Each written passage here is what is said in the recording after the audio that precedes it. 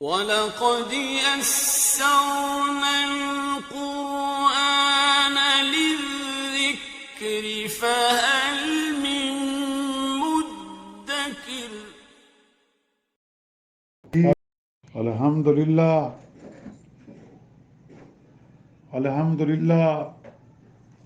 وَكَفَى وَسَلَامٌ عَلَى عِبَادِهِ الَّذِينَ اصْطَفَىٰ أَمَّا بَعْدُ فَأَعُوذُ بِاللَّهِ مِنَ الشَّيْطَانِ الرَّجِيمِ بسم اللہ الرحمن الرحیم یا ایھا الذین آمنوا لیستأذنکم الذین ملکت ایمانکم والذین لم یبلغوا الحلم منکم ثلاث مرات۔ اے ایمان والو، تمہارے غلاموں کو اور تم میں جو حد بلوغ کو نہیں پہنچے ان کو 3 وقتوں میں اجازت لینی چاہیے، من قبل صلاۃ الفجر وحین تضعون ثیابکم من الظہیرۃ ومن بعد صلاۃ العشاء۔ ایک تو نماز صبح سے پہلے، اور دوسرے جب سونے لیٹنے کے لیے دوپہر کو اپنے بعض کپڑے اتار دیا کرتے ہو، اور تیسرے نماز عشاء کے بعد ثلاث عورات لکم، یہ تینوں وقت تمہارے پردوں کے ہیں۔ لیسا علیکم ولا علیہم جناح بعدہن، ان اوقات کے سوا تم پر کوئی الزام نہیں اور نہ ان پر کچھ الزام ہے۔ طوافون علیکم بعضکم علی بعض، وہ بکثرت تمہارے پاس آتے رہتے ہیں، کوئی کسی کے پاس اور کوئی کسی کے پاس۔ کذالک یبین اللہ لکم الآیات واللہ علیم حکیم۔ اس طرح اللہ تعالیٰ تم سے اپنے احکام صاف صاف بیان کرتے ہیں، اور اللہ جاننے والے ہیں اور حکمت والے ہیں۔ وَإِذَا بَلَغَ الْأَطْفَالُ مِنْكُمُ الْحُلُمَ فَلْيَسْتَأْذِنُوا، اور جس وقت تم میں سے وہ لڑکے حد بلوغ کو پہنچیں تو انہیں چاہیے کہ وہ بھی اجازت لیں، کما یستأذن الذین من قبلہم، جیسا کہ ان سے پہلے یعنی بڑی عمر کے لوگ اجازت لیتے ہیں۔ کذالک یبین اللہ لکم آیاتہ واللہ علیم حکیم۔ اسی طرح اللہ تعالیٰ تم سے اپنے احکام صاف صاف بیان کرتے ہیں، اللہ تعالیٰ جاننے والے اور حکمت والے ہیں۔ سبحان ربک رب العزت عما یصفون وسلام علی المرسلین والحمد للہ رب العالمین۔ اللہم صلی علی سیدنا محمد وعلی آلہ وصحابہ وسلم. 18واں یہ سورۃ النور کی آیات نمبر 58 اور 59، ان 2 آیاتوں کو تلاوت کیا گیا ہے اور ساتھ ہی ان کا ترجمہ ہوا ہے.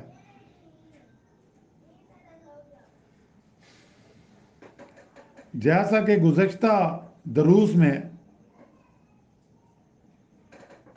شروع سورت سے چوتھے رکوع کے آخر تک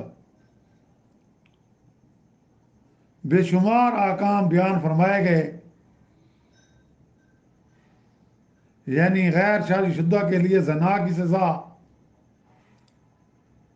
پھر زانیہ اور مشرکہ سے نکاح کی ممانعت، پھر پاک دامن عورتوں پر زنا کی تہمت لگانے کی سزا، پھر حکم لعان یعنی اپنی منقوہ بیویوں کو زنا کی تہمت لگانے پر فیصلے کا طریقہ اور حکم، پھر واقع افک یعنی ام المومنین حضرت عائشہ صدیقہ رضی اللہ تعالی عنہ پر منافقین نے جو تہمت کا طوفان اٹھایا تھا اس کی برات کا بیان ہوا. پھر اس سلسلہ میں منافقین کو وعید اور مومنین کو نصیحت فرمائی گئی. پھر اس کے بعد دوسرے کے گھروں میں داخل ہونے سے پہلے اجازت کا حکم، پھر مسلمان مردوں کو غیر محرم عورتوں کو نہ دیکھنا اور اپنی نگاہیں نیچی رکھنے کا حکم، اسی طرح مسلمان عورتوں کو غیر محرم مردوں کی طرف نہ دیکھنے کا حکم اور اپنی زینت کے حصوں کو غیر محرموں پر ظاہر نہ ہونے دینے کی ہدایت. پھر بے نکاحوں کو جو حقوق زوجیت ادا کر سکیں ان کے نکاح کر دینے کی ترغیب. اس طرح غلام اور باندیوں کو جن کا وجود اس وقت موجود تھا ان کے آپس میں نکاح کر دینے کی ہدایت. پھر غلام اور باندیوں کے مکاتب کا حکم بیان فرمایا گیا. پھر ایام جاہلیت کے اس دستور کی ممانعت فرمائی گئی کہ جو اپنی باندیوں اور لونڈیوں کو زنا پر مجبور کیا کرتے تھے.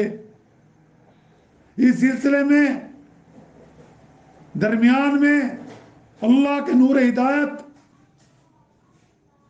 اور معتدین اور غیر معتدین کے احوال کا ذکر کیا گیا اور منافقین اور مخلصین کی صفات بیان کی گئیں.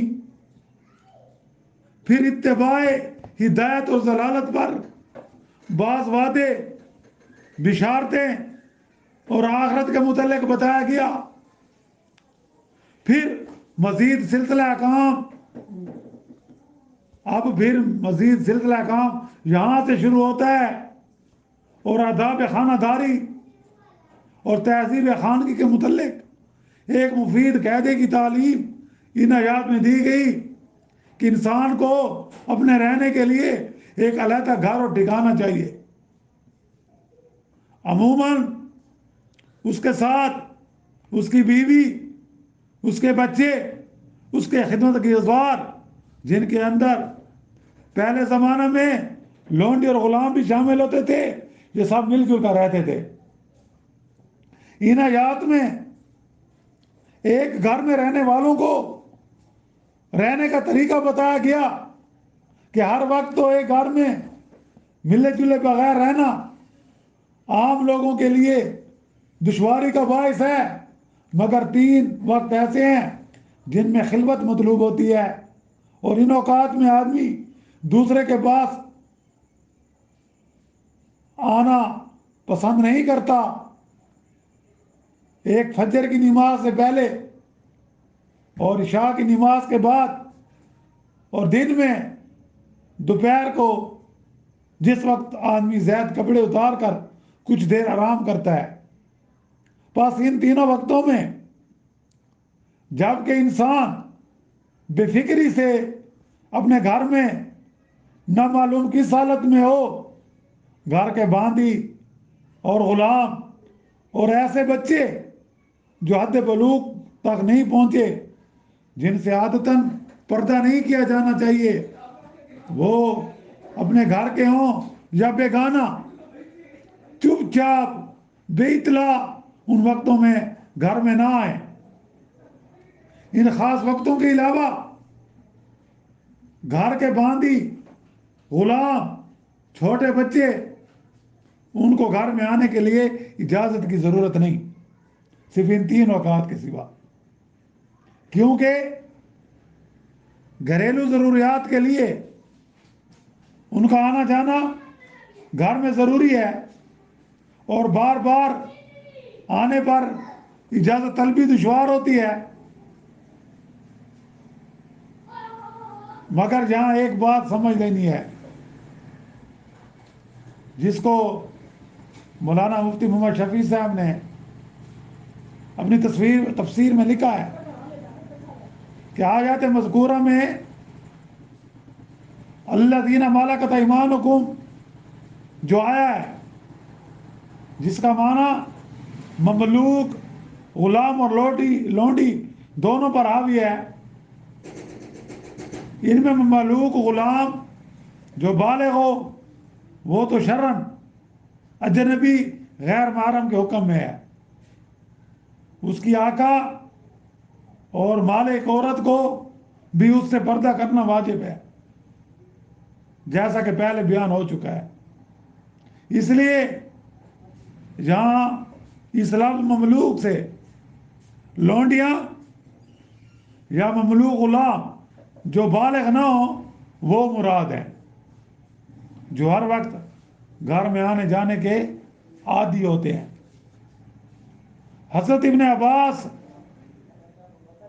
رضی اللہ تعالیٰ نے فرماتے ہیں کہ لوگوں نے اب اس حکم پر عمل کرنا چھوڑ دیا ہے، اور فرماتے ہیں کہ اس آیت پر عمل کے ترک کی ایک بڑی وجہ مالداری ہے۔ پہلے تو لوگوں کے پاس اتنا مال نہیں تھا کہ اپنے دروازوں پر پردے لٹکا لیتے، یا کشادہ گھر الگ الگ کمروں والے ہوتے تو بسا اوقات لونڈی، غلام اور وہ بے خبری میں چلے آتے، جو گھر والوں پر شاہ گزرتا۔ اب جب کہ اللہ تعالیٰ نے مسلمانوں کو کشادگی دی، گھر میں کمرے جداگانہ بن گئے، دروازے بھی لگ گئے، دروازوں پر پردے بھی پڑ گئے، اور وہ محفوظ ہو گئے، اور لوگوں نے یوں سمجھ لیا اس طرح حکم خدا کی مصلحت پوری ہو گئی، اس لیے اجازت کی پابندی واجب نہ رہی، اور لوگوں نے اس میں سستی اور غفلت شروع کر دی۔ تو ان آیات کے شان نزول کے متعلق بعض مخصوص روایات بھی آئی ہیں۔ ایک واقعہ جس کو حضرت ابن عباس رضی اللہ تعالیٰ عنہ نے نقل کیا ہے، اس طرح گزرا کہ ایک بار نبی کریم صلی اللہ علیہ وسلم نے کسی انصاری لڑکے کو حضرت عمر رضی اللہ تعالیٰ کے بلانے کے لیے بھیجا۔ دوپہر کا وقت تھا، حضرت عمر رضی اللہ تعالیٰ عنہ سو رہے تھے، لڑکا گھر میں گھس آیا، حضرت عمر رضی اللہ تعالیٰ عنہ کو بیدار کیا۔ حضرت عمر رضی اللہ تعالیٰ عنہ کا کپڑا کچھ بدن سے کھسک گیا تھا، آپ کے دل میں خیال آیا کہ کاش ان کے آنے جانے کی بھی بابت کوئی حکم خداوندی نازل ہوتا۔ تو اس کے بعد رسول اللہ صلی اللہ علیہ وسلم کی خدمت گرامی میں حاضر ہوئے تو آن صلی اللہ علیہ وسلم نے یہ آیات سنائی۔ شاید اس آیات کے سنانے کے لیے اللہ فرمایا ہو، واللہ عالم۔ بہرحال خلاصہ یہ کہ غیر مردوں اور اجنبیوں کا حکم تو پہلے ہی گزشتہ آیات میں آ چکا تھا کہ دوسرے کے گھر میں داخل نہ ہو، تو وقت ہے کہ اجازت نہ لے لیں۔ اب رہے بچے جو حد بلوغ کو نہیں پہنچے اور گھر کے باندھی غلام، ان کے لیے ان 3 اوقات میں اجازت لے کر اندر آنے کا حکم ہوا، باقی اوقات میں اجازت لینے کی ضرورت نہیں، کیونکہ یہ ہر وقت کے آنے جانے والے ہیں، اور جب بچے بالغ ہو جائیں تو پھر ان کو بھی اس طرح اندر آنے کی اجازت لینی چاہیے جیسے بڑے اور بالغ مردوں کو اجازت طلب کرنے کا حکم ہے۔ انشاءاللہ اس سلسلے میں آئندہ احکامات اگلے دروس میں ذکر ہوں گی۔ وآخر دعوانا ان الحمدللہ رب العالمین۔ اللہم ربنا آتنا فی الدنیا حسنۃ وفی الآخرۃ حسنۃ وقنا عذاب النار وادخلنا الجنۃ مع الابرار یا عزیز یا غفار یا رب العالمین۔ ربنا تقبل منا انک انت السمیع العلیم وتب علینا انک انت التواب الرحیم۔ صلی اللہ تعالی علی خیر خلق محمد وآلہ وصحبہ اجمعین برحمتک۔